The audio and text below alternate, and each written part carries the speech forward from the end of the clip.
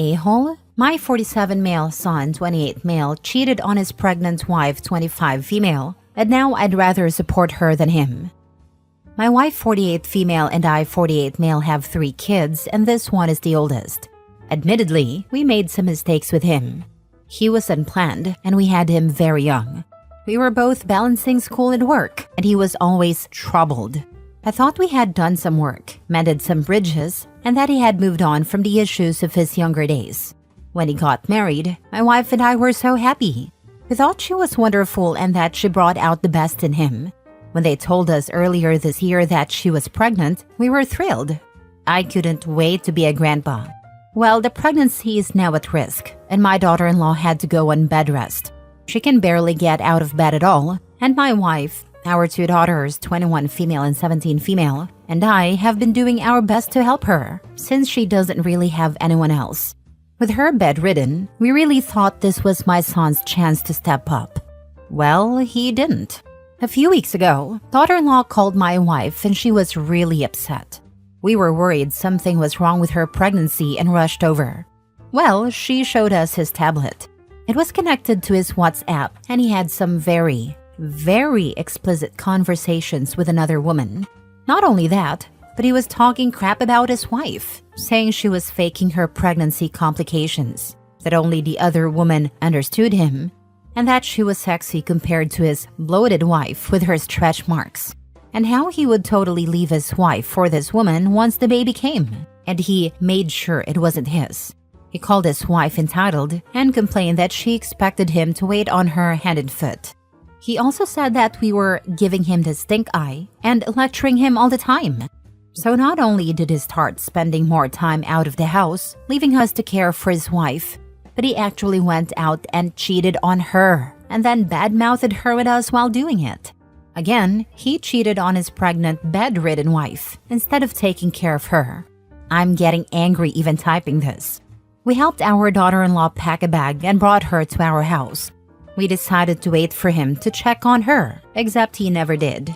For 2 days, she stayed at our house.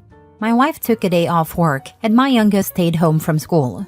They've been supporting her as best they can. When 2 days passed and he still hadn't checked in, I went over to his apartment, where I found him just chilling, playing his PS5. I went ballistic. I told him I couldn't believe what a piece of trash I had raised, and that this was no way to treat his family. He just shrugged and said we've always treated him like trash anyway. So this was all our fault, and that his wife was cheating on him first. I asked how he knew that and if he had any proof. He said something ridiculous about her not wanting to quit her job, plus some guy from work looking at her funny at a work event. He insisted there couldn't possibly be any reason for her not to quit her job unless she was cheating. So why should he care about her? I told him those were freaking excuses, and if he really believed that, he wouldn't be pawning off taking care of her onto us. He said it was completely justified because we always treated him like crap and that he didn't owe us explanations. I told him to get screwed, and things got even more heated. It ended with me smashing his PS5 against the wall and him kicking the side mirror of my car as I was driving off. By the time I got home, my wife was crying because he had already called her up, yelled at her, and accused us of kidnapping his wife. He was also demanding that we pay for his PS5, which is insane because we bought it for him 2 years ago for his birthday. My wife was very distraught and it took me a long time to calm her down. The next day, my mother called me because my son had reached out to her. She started admonishing me for not standing up for my son, throwing the whole blood is thicker than water line at me. I told her she could get lost because of our own drama from my childhood. She has no right to call me out, but it's nothing new for her to justify and excuse horrible behavior, like she did with my dad and stepdad. She echoed my son's accusations, and I told her that was rich coming from her. Because her cheating and my dad's cheating are exactly why I know how much damage it can cause to a family. She told me it was in the past. I reiterated that she could get lost because it's literally happening right now. My son is cheating on his wife, and she's giving me grief for it and excusing his behavior. She kept arguing until I got frustrated and hung up.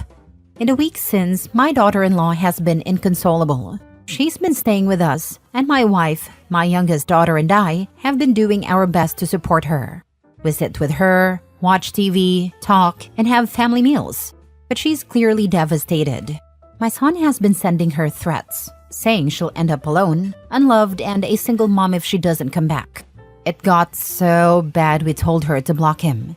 When he tried that nonsense with my wife, she told him that the way he was acting, he was the one who would end up alone. We told daughter-in-law we'll stick with her no matter what. As far as we're concerned, she's family, and we love her. She seems grateful but understandably sad.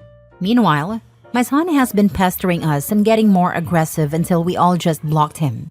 My mom keeps bringing up the blood is thicker than water BS. But you know what? F that. Maybe we weren't the best parents to my son.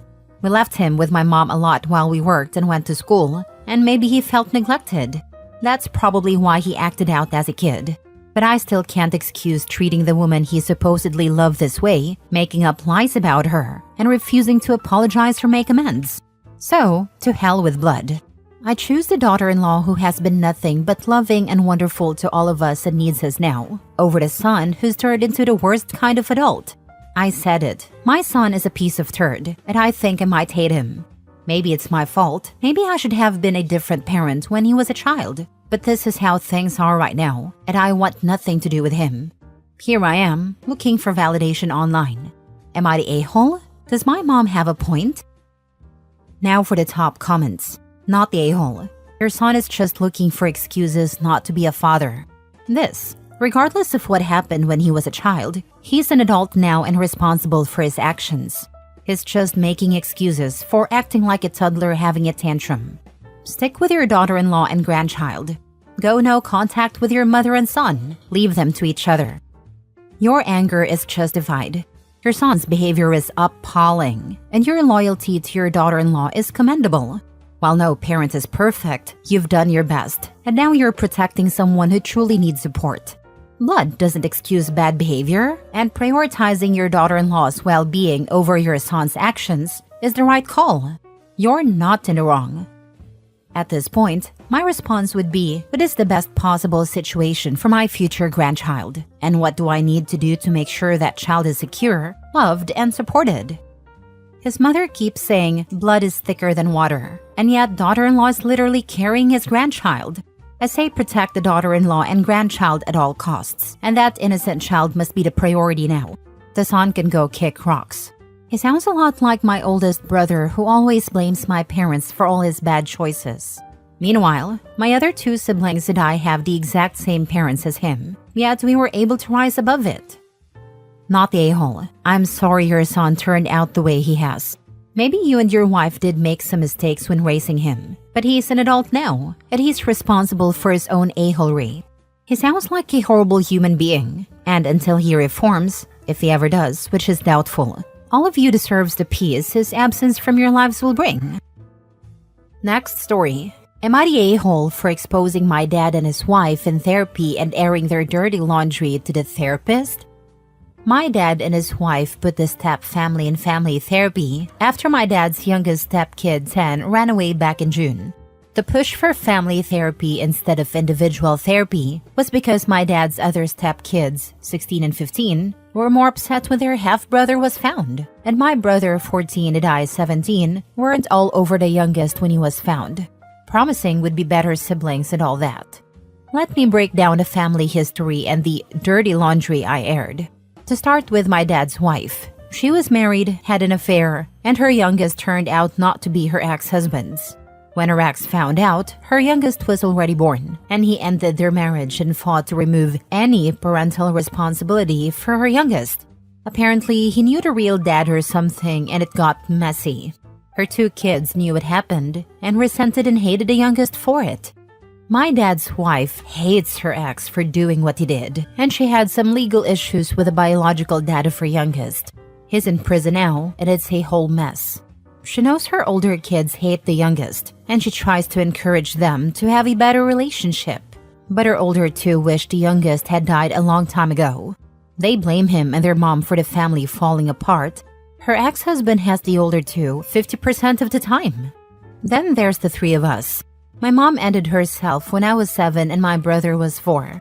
My mom had a terrible childhood and was abused by 3 adult members of her family.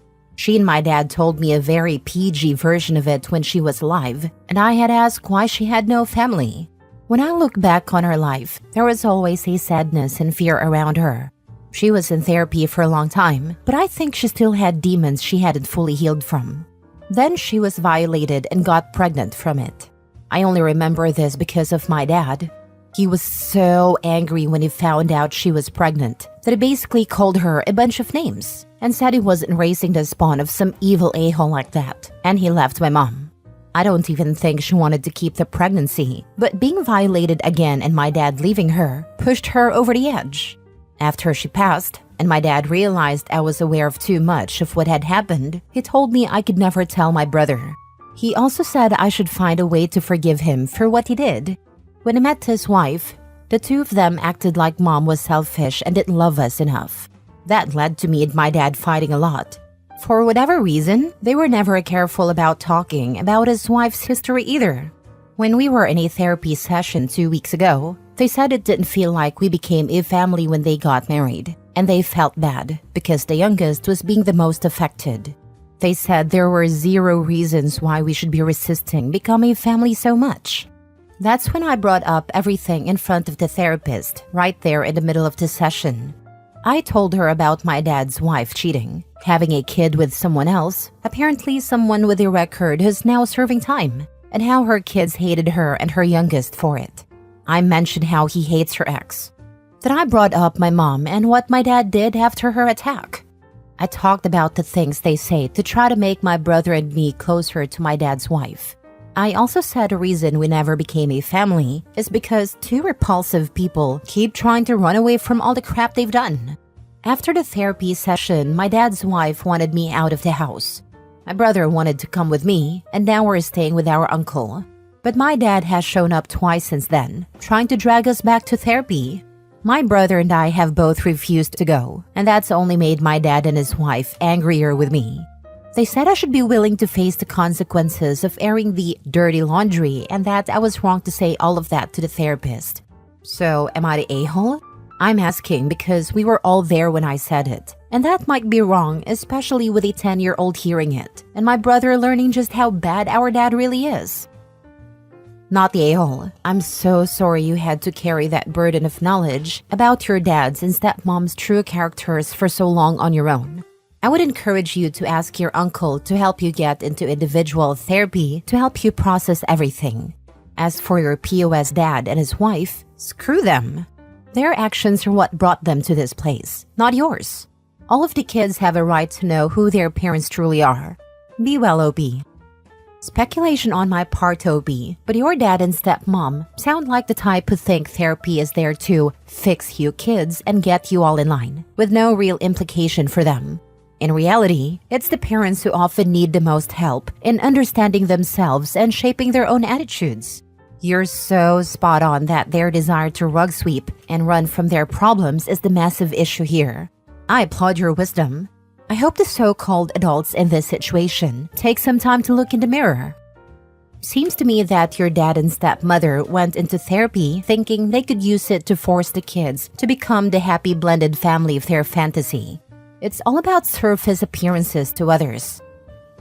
Last story. Am I the a-hole for the role I played in getting me and my younger siblings removed from our parents? Me, 15 male, and my younger siblings, 10, 8, 7, and 5, were taken from our parents a couple of months ago. I have another sister, 16, and she was a big part of the reason. Ever since I can remember, she's always done things to hurt people.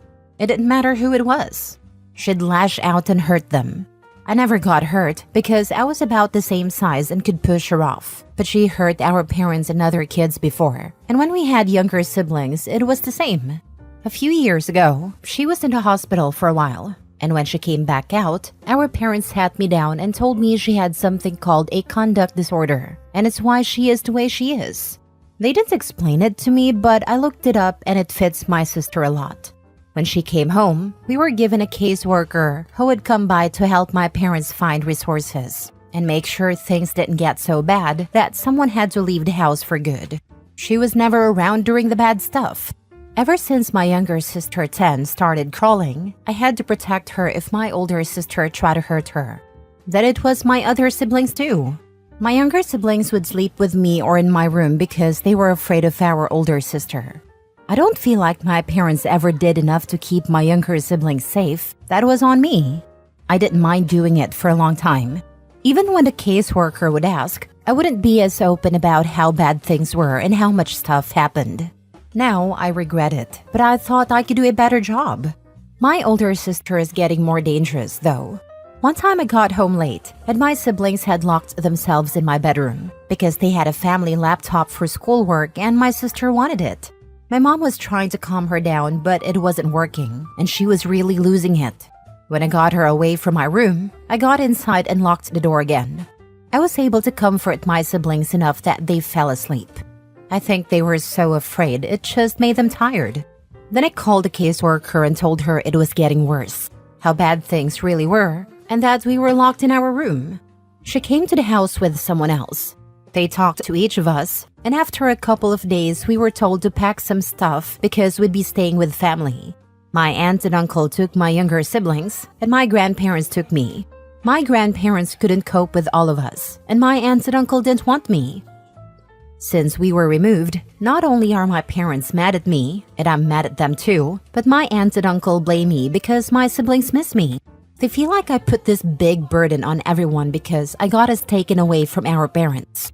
I try to see my siblings as much as I can, but I'm also dealing with stuff that's coming to light more. I'm in a really bad place mentally, and I'm not sleeping like I should be. But my aunt and uncle keep saying I'm not there for my siblings enough, and since I'm the reason we were taken away, I should be taking it more seriously. Am I the a-hole? Now for the top comments. If your aunt and uncle want you to see the siblings more, then they should have let you live there. You did the right thing. If your older sister had really hurt one of your younger siblings, you would always wish you had done exactly this. CPS might be able to help you with your mental health and other things right now. It might be worth reaching out to them and asking. You can also tell them if you think your aunt and uncle aren't fit to care for your siblings. They always want to keep children with family, but sometimes that's not what's best for the kids. OP, tell your aunt and uncle to take your older sister so you and your siblings can live together at home. Then they only have to worry about one kid. I'm sure that'll be no problem for them. You aren't the person who got y'all taken away. She was. You did the right thing. And screw your aunt and uncle. They didn't have to live in fear like y'all did. Why don't they just take your violent sister so you and your siblings can go home?